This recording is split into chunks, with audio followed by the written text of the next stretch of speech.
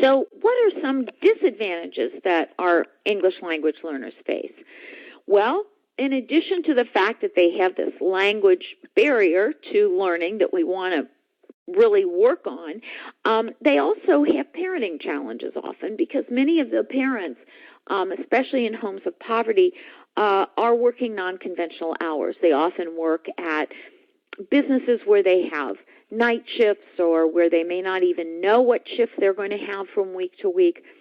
And we also know that poverty itself affects the way the brain matures and affects the way attentional skills develop and processing skills develop and language. We know from Hart and Risley's research that children from homes of poverty have reduced levels of language exposure.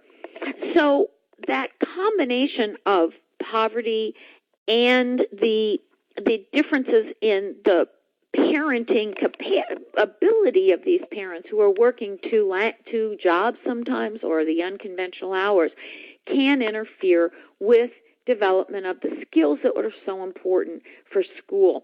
This is some of Kimberly Noble's research, and she actually had two studies.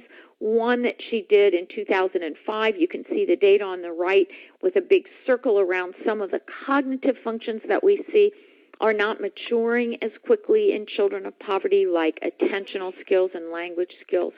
And there's also the article I talked about of parents working non-standard hours and those effects. Now, the question has been for several years, why would poverty affect brain maturation? And one of the areas that we've now discovered is that what poverty does is it increases stress in the home. And then if you add that the idea that these families sometimes are under additional stress because of working a few jobs, maybe two jobs, the additional stress of a fear of being deported, perhaps in some cases, you start complicating the effects of stress in the homes and the family life of children who are English language learners. And what we know is when you have stress, all of us know this. We've all had the experience of having a stressful event occur in our lives, and we lock our keys in the car. We walk out of the house without our wallet or our purse.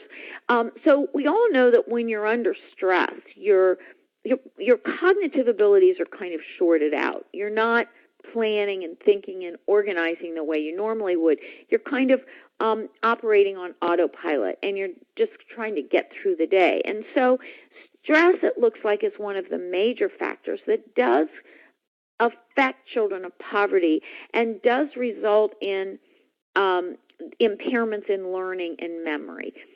And it can be just the stress itself that leads to this brain that just isn't maturing as quickly in the areas that are helpful for school, like listening and memory and attention.